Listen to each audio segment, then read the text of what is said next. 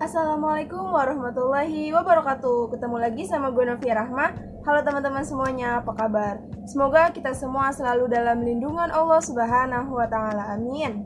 Di video kali ini gue akan menceritakan tentang salah satu kisah dari keajaiban sholawat. Mau tahu ceritanya? Tonton terus video sampai habis ya, jangan di skip. Seperti yang pernah gue sampaikan, bahwasanya sholawat merupakan salah satu kunci kesuksesan yang paling nyata.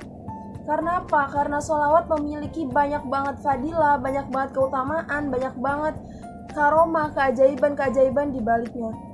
Allah Subhanahu wa Ta'ala sendiri pun bersolawat kepada Rasulullah SAW, apalagi kita umatnya. Alangkah baiknya kita juga umatnya mesti kudu wajib banyak bersolawat kepada Rasulullah SAW. Dan juga sholawat merupakan salah satu amalan yang nggak akan ditolak oleh Allah Subhanahu wa Ta'ala. Jadi bisa dibilang sholawat itu merupakan amalan yang udah pasti Allah bakalan terima.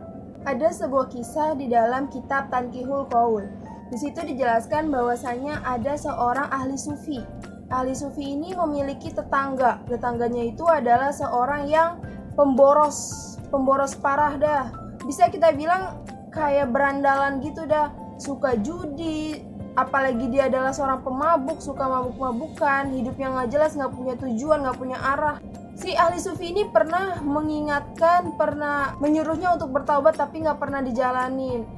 Dibilangin nggak didengerin, dinasehatin nggak didengerin. Ya iyalah, namanya juga berandalan gitu ya, dinasehatin disuruh taubat ya aja kagak mau. Nah, singkat cerita, pada satu hari ahli sufi dikabarkan bahwasanya pemuda tadi, tetangganya itu sudah meninggal dunia.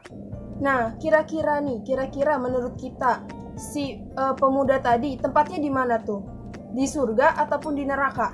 Walaupun kita nggak bisa menjudge orang ya, karena semua itu kehendak Allah. Allah mau taruh dia di surga, kayak Allah mau taruh dia di neraka, kayak itu urusan Allah, bukan urusan kita. Tapi coba kita telah baik-baik gitu. Seorang pemboros, suka judi, suka mabuk, kira-kira tempatnya di mana? Ya wallahu alam kan. Jadi singkat cerita, pada suatu malam ahli sufi mendapati pemuda itu dalam mimpinya. Di dalam mimpinya tersebut, ahli sufi itu melihat bahwasanya pemuda itu memakai baju berwarna hijau, yang mana baju hijau itu merupakan pakaian surga, pakaian orang-orang surga. Ahli sufi itu melihat pemuda tadi berada di makom tempat yang paling tinggi. Wow, ahli sufi terheran-heran gitu. Kok bisa seorang pemuda yang kayak gini yang ya kita tahu lah kan, pemabuk, suka judi, suka nggak jelas hidupnya, kok bisa pakai pakaian surga dan ada di makom tertinggi, makom yang paling tinggi. Kemudian ahli sufi ini bertanya kepada pemuda itu, "Hei pemuda, dengan sebab apa kamu bisa berada di makom ini, makom tertinggi ini, dan kamu memakai pakaian surga?" Kalau bahasa kita mah, kok lu bisa ada di makom tertinggi terus pakai pakaian surga? Padahal kan kalau kita tahu hidupnya selama di dunia itu tukang mabuk, tukang judi, kok lu bisa dapetin kayak gini gitu, kalau bahasa kitanya mah gitu kan. Kemudian pemuda itu menjawab bahwasanya dulu semasa hidupnya dia pernah datang ke suatu majelis zikir. Kemudian dia mendengar seorang alim ulama, atau kita bisa bilang gurunya lah, ustadznya gitu di majelis itu, menyampaikan bahwasanya siapa saja yang bersolawat kepada Rasulullah SAW dan meninggikan suaranya dengan suara yang kencang gitu baca solawatnya, maka dia akan mendapatkan surga. Si pemuda itu mendengar ustadznya ngomong kayak gitu. Sang ustadz pun membaca sholawat dan meninggikan suaranya.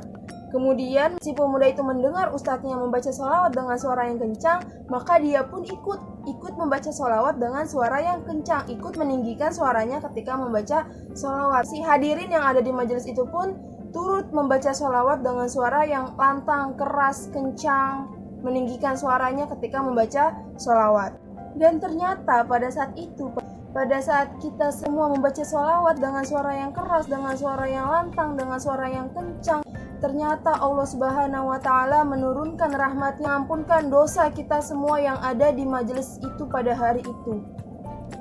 Mungkin itu adalah nasibku, kata pemuda itu. Mungkin itu adalah suatu nikmat untukku. Allah Subhanahu wa Ta'ala mengampunkan semua dosa-dosaku dengan sebab aku membaca sholawat dengan suara yang lantang, maka aku berada di makom ini. Wow, subhanallah.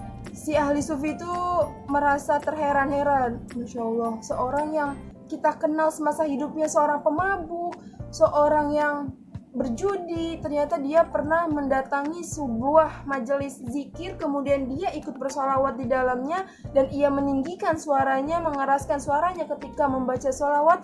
Allah hadir di situ, Allah lihat orang-orang yang ada di situ, Allah turunkan rahmatnya, Allah maafkan semua orang yang ada di situ, termasuk pemuda tadi yang pemabuk itu. Dari kisah ini kita bisa mengambil bahwasanya seorang yang kita bisa anggap dia buruk gitu semasa hidupnya, ternyata dengan sebab dia pernah bersolawat kepada Rasulullah SAW, Allah melihat itu, Allah maafkan semua dosa-dosanya, maka dia bisa berada di makom yang paling tinggi di surganya.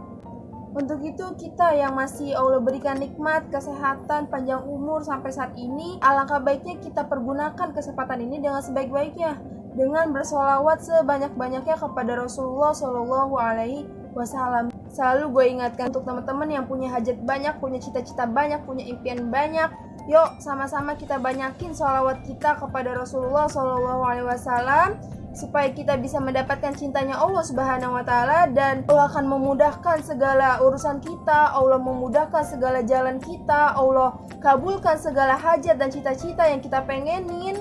Pokoknya insya Allah Allah bakal memudahkan hidup kita. Amin ya Rabbal Alamin. Sekian pembahasan kali ini, semoga bermanfaat. Gua mohon maaf jika ada kata-kata yang tidak berkenan atau tidak enak di hati. Sekali lagi gue ucapkan terima kasih. Jangan lupa untuk di subscribe, tombol di bawah nih yang merah, like, komen, dan share jika dirasa video ini bermanfaat. Sekali lagi gue ucapkan terima kasih.